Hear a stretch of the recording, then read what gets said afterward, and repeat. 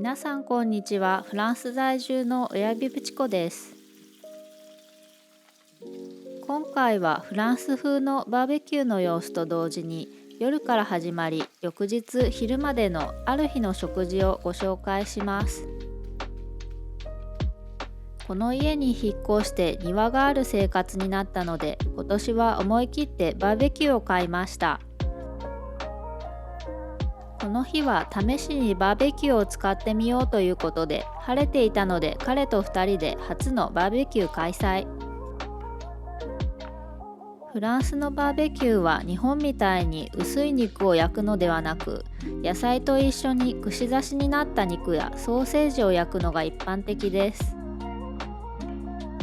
出来合いの串を買ってもよかったのですが、初バーベキューということで張り切っていたので、自分で串刺しに挑戦することに。何しろ初なので危なっかしくてだどたどしいですが、ご了承ください。串にして美味しそうなものということで、今回はグリル用の牛肉、ミニトマト、マッシュルーム、ズッキーニをチョイス。何も調べず自分のイメージで作業を進めた私のイメージは、串は焼きムラの出ないように具材の大きさや厚みが揃っていて、かつ焼き時間が短くて済むようにあまり厚みが出ないように串に刺すというもの。それに沿って串を準備したんですが、結果は焼き縮みした具材が串から取れそうになったり、なかなか思うような結果にはならず、彼曰く具材は厚みの出るような方向で刺して、具と具の間をびっちり詰めて串に刺すのがコツだそう。早く言ってよ。ちなみに本当はパプリカも用意したかったのですが、この時は稀に見るバーベキュー日和の週末で、おそらくみんな同じことを考えていたのか、スーパーに買い出しに行った時にはパプリカは売り切れていました。現に私の部署の同僚も何人かバーベキューをしたと言っていました。具材じゃなくて自分の手を串刺しにしそうなほどのたどたどしさで、後で見るとヒヤッとしますが、なんとか無事に串の用意が完了しました。私はどうしても炭火焼きの魚も食べたかったので、サーモンも用意しました。彼用は皮なし、私用は皮ありで準備しました。魚の皮を取る作業はほぼ初めて。やり方が間違っていますが、どうぞ多めに見てください。皮に結構身がついていますが、なんとか皮の処理成功。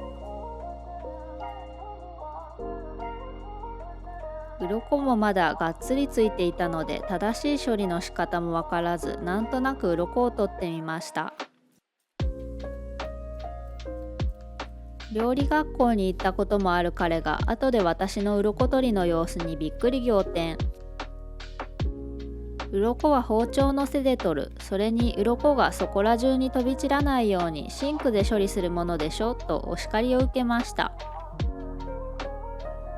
鱗なんて焼いてしまえばそんなにわからないでしょと思っていた私は逆にびっくり仰天。てんやわんやしながらなんとかサーモン串も準備完了。お次はサーモンのタレ作り。オイル、レモン汁、塩、胡椒のみ。シンプルイズザベスト。それを混ぜて串を焼く直前にこのタレを塗ってから焼きます。その後は肉用のタレ作り。こっちは蜂蜜、オイル、塩、胡椒。使使った蜂蜜が常温で固形になるタイプだったので、レンジでチンしてから油と混ぜましたが、結果蜂蜜が再度凝固して加えた塩コショウを全部絡め取ってしまい、大失敗のタレになりました。私が具材の下準備をしている間に、彼がテキパキと火を起こしてくれていました。あとは串にタレを塗って焼いていくのみ。焼いてみて判明しましたが、ちゃんと具材に味をつけるにはタレにこれでもかっていうくらい大量の塩を入れないといけなかったみたいです。いろいろと失敗したけど、次回はもっとうまくできるはず。犬も私たちと一緒にバーベキューの雰囲気を楽しんでいる模様。あったかい晴れた日に外で飲むビール最高。串もソーセージもいい感じに焼けてきました。タレの味がしなかったので、結局粗塩をかける始末。日本の焼肉のタレをつけてみても美味しそう。バーベキューでトマトって焼いたことなかったんですが、甘酸っぱくてジューシーで美味でした。タレの味がほぼなかったせいで、よく言えば素材の味が生かされたシンプルなバーベキューでした。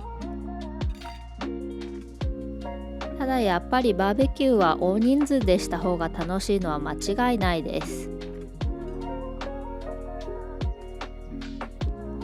魚の串は結局網に張り付いてうまく焼けなかったので、途中でアルミに移し替えました。そしてやっぱり味がほぼないので、粗塩をかけて食べた私たち。もういろいろ失敗しすぎてギャグの領域です。とはいえサーモンもソーセージも全部炭火の風味がしてとっても美味しかったです。そして何より外で家族とまったりご飯を食べるのは最高の時間です。日々の疲れが取れる瞬間。いい匂いに誘われてお腹が空いた犬。デザートはスイスで買ったチョコレート。見た目は美しいけど食べるのはなかなか難しそうな作り。観賞用にしばらく飾っていましたが、いよいよ食べる時が来ました。さあ一体どういう作りになっているのか。これといったサプライズもなく、ただチョコレート同士がくっついているだけでした。力任せに分解していく私。力ずくで砕きましたが、端のいちごのチョコだけは砕けなかったのでかじりつきました。バーベキューの時もやっぱりデザートは欠かせません。スイスチョコは結構甘いのでコーヒーとの相性抜群。周りが緑に囲まれた田舎生活は日々の忙しさを忘れて深呼吸するのにぴったり。犬は終始クンクンしていました。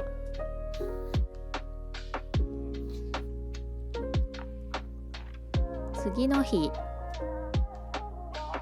奥に見えるのはいつも通りバナナタイム待ちの犬。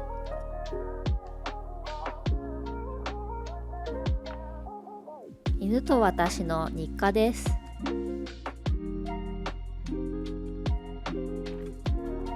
この日の朝は彼の同僚で鶏を飼っている人がいて、その人からもらった卵を使ってタルティーヌを作ることにしました。うっすら青い卵。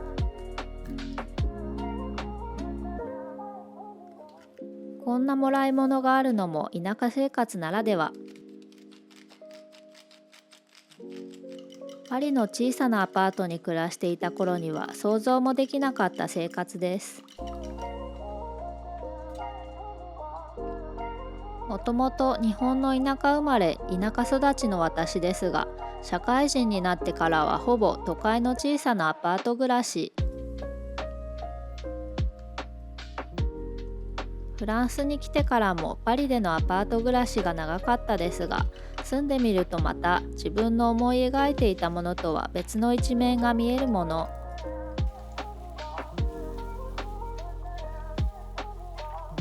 ひょんなことからどんどん田舎に引っ越し、まさか自分がフランスの自然いっぱいの田舎で毎日車生活になるとは十数年前には思ってもみませんでした。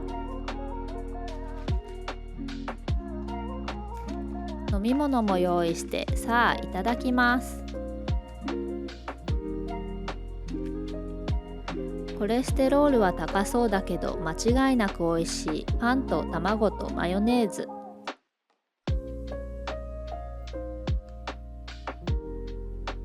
やっぱり想像通りの美味しさ。コーヒーのお供はこれまたもらい物のヌガー。軽いメレンゲの食感と香ばしいナッツが合わさってとっても美味しいフランス菓子の一つ。コーヒーともよく合います。犬に行ってきますの挨拶。毎度おなじみの雑貨屋さんにブラブラしに行きました。一通りお店を散策して結局変わった形のマグカップを購入。これではなくこちら。帰ったら小腹が空いていたので冷凍のたこ焼きを食べることに。解凍する前はまん丸のたこ焼き。タレは買うと高いのでいつも手作りです。といってもケチャップ、醤油、蜂蜜、塩、砂糖、顆粒だしを混ぜるだけ。分量は適当に入れて味見をしながら調整。私的に市販のタレに近づけるポイントは蜂蜜とだし。それによってバーベキューソースに近いけどなんとなく和風っぽい感じが再現できます。解凍されてしぼんだたこ焼き。タレと母に送ってもらった鰹節。フランスではレチュドゥメー。直訳すると海のレタスと呼ばれる青のりに似たものをかけていただきます。侮るなかれ意外と美味しいフランスで手に入る冷凍たこ焼き。フランス人の中にもたこ焼き好きが意外といたりします。手軽に日本気分を味わえて幸せ。早速新しく買ったマグカップでコーヒータイム。前日に力ずくで砕いたチョコレートとゆっくりまったりカフェタイム。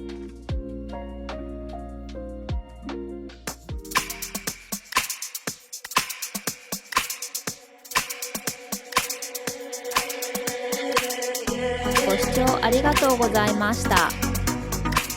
チャンネル登録まだの方、ぜひお忘れなく。また次回の動画でお会い